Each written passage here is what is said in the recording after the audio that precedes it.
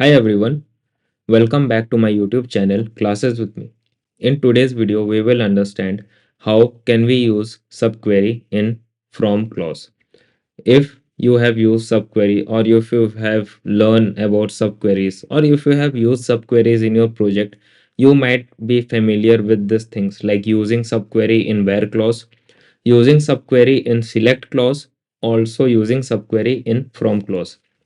This use of subquery in different clause will give you different output, although using subqueries in from and this where clause is used for filtration part, but still output will be a different thing. If you have any doubt in from clause or in select clause, you can go and check out my previous videos. You will be able to understand it very easily. Also, I have taught you about single point query, single row query, multi row query, and correlated queries as well. So, first thing first, when you heard about this derived table, you might have created a question in your mind like, what's this technical term? Like, it's a technical language. What's derived table? Table is a table. Simple, like, what is derived table and all those stuffs.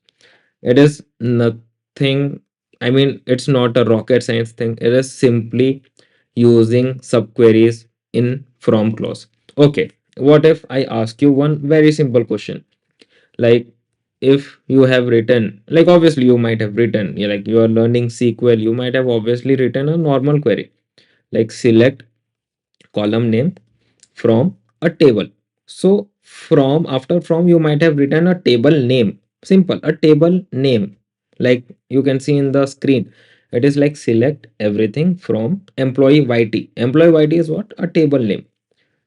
So in place of employee YT, what if I told you, what if I tell you, I mean to say, you write a subquery and that subquery will give you a imaginary table, or you would say a temporary table. From that table, I mean, use the data from that table in the outer query and give me the output. Simple. This is what is the use of subquery in from clause. It's nothing rocket science. It is very easy. In place of table name, you are writing a query. That's it. Nothing else. Nothing else. Trust me, it is very easy. And no need to worry about.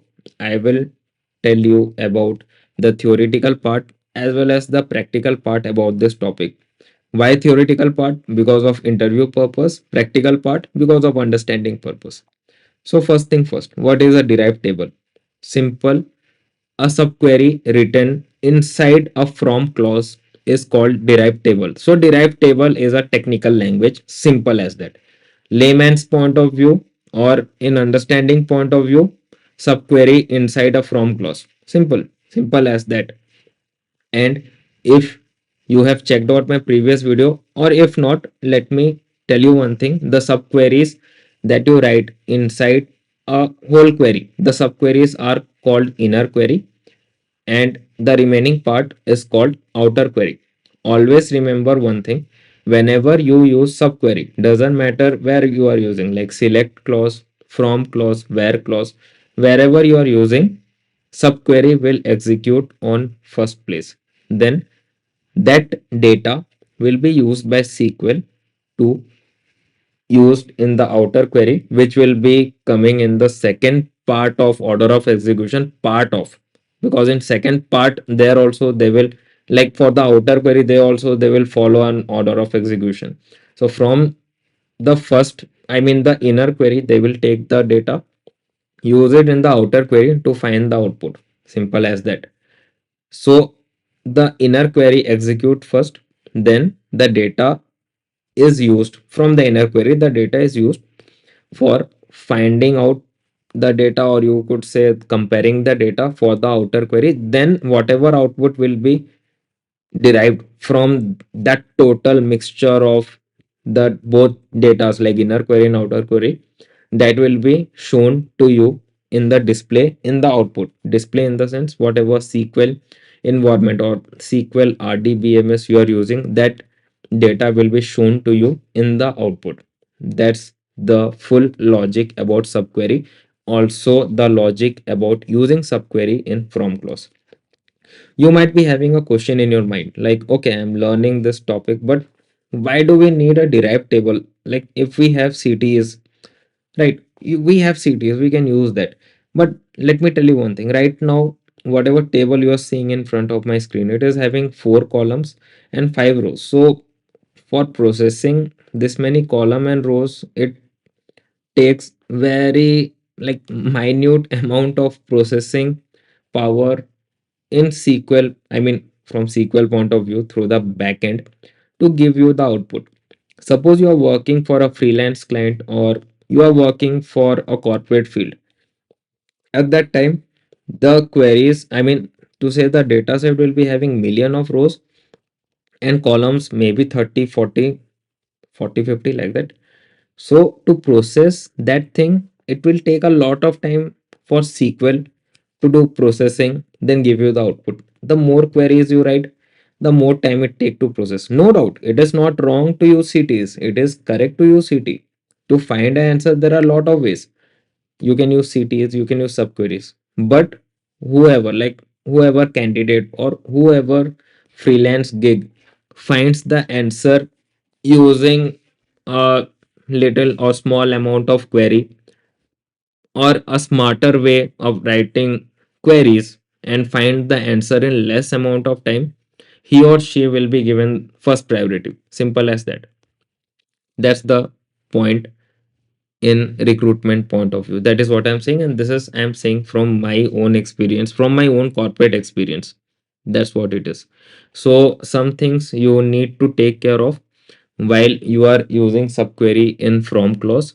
Subqueries in from clause are not the permanent table, they are the temporary table that is only shown to you in the display of the RDBMS when you run that query on the same time. That's it. If you run the query afterwards, like in some different query, if you run it, it won't show. Inside the query, if you run the query, that will only show you the table on a temporary basis, and that table won't be even saved in your database, or it won't be saved in your data set anywhere. It won't be saved. That's what it is. Make sure you remember that. Okay, lots of theoretical thing, lots of theoretical knowledge. Now let's jump into the practical part. Here, as you have already seen, there are 4 columns and 5 rows. Okay. What if I ask you one thing? I will ask you 2 questions here. First question I will ask you, okay, give me the average salary department wise. As we can see, there are 3 departments: IT, HR, and finance. So give me average salary department wise. So it is like what? IT salary average, HR salary average, finance average. And what you will write it? Simple. You will write select department, because I have told you as per department.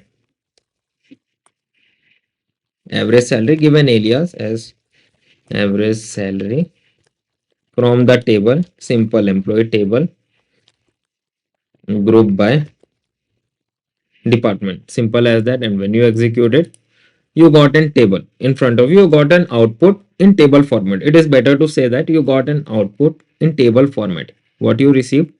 You have received the department names and you have received the average salary as per department. What if I tell you from this table or from this output, which is in tabular format, find me those department whose average salary is greater than 65,000, like any random number I'm saying, whose department whose average salary is greater than 65,000. What you will do? You will use this table and find the output. Right now, you might have understood what I'm trying to say. When I told you use this table and find the output, you will be writing like this. You have already thought this in your mind, like from this table where average salary greater than 65,000, find the output. Select department average salary. Right now, let us see the order of execution. Although from like from clause is the first order of execution in SQL query. So here it's the first order of execution. So, oh, sorry again.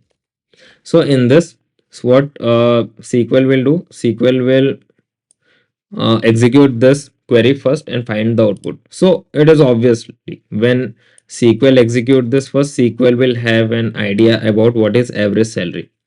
Okay, this alias SQL will have an idea. So we can use this alias in where clause to filter.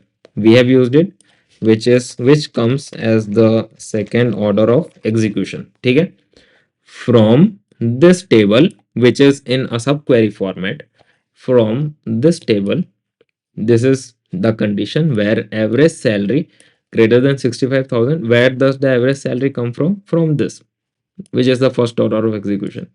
Then show me the department and average salary, which comes the third order of execution. Simple. From this table, where this, select this and this. Simple as that. Very simple way I've taught you. When you select this and execute it, what I've told you, this thing does not get saved in your database. This is just a temporary table. That's it. This only works when you execute this full query during the present runtime. So when you execute it, you got the output. What you received, the department and the average salary, which is greater than 65,000. Simple as that. Very easy. And that is what it is all about, using subqueries in from clause. And this is what we called a derived table. What things we have seen here, or what the observation in this query, we have seen that like the inner query, which is actually the subquery, it runs first, it calculates the average per department, you have seen from the output, and this results become a temporary table. Second observation, that temporary table is used to, I mean, used in the outer query, which runs next, used in the outer query to filter the department as per the condition. Like our condition is average salary greater than 65,000. You got the output and you have seen the result. The result are IT and finances, which is obviously greater than 65,000. So this is our observation from this. And that's the thing. This is what using subqueries in from clause, or you can say using derived table in a normal query. So this is all about today's video. If you learn something from this video, please click on the like button, click on the subscribe button and also the bell icon, because I do live stream each and every day, so that whenever I do live stream, you will get notification about the live stream and you can directly jump into my live stream and ask me doubts related to SQL, related to Python for data analytics, also related to this topics or any topics you are having doubt in SQL, Python for data analytics, Power BI, projects, assignments. You can ask me doubt and I can help you out then and there in the live stream. Personally, I will help you out. So also share this video to someone who is learning SQL on a daily basis, or you can say they are brushing up their SQL knowledge on a daily basis. It would be really helpful for them. So that's all about it. Let's meet again in a new video. Till then, bye bye. Take care. Happy coding, happy learning, happy querying.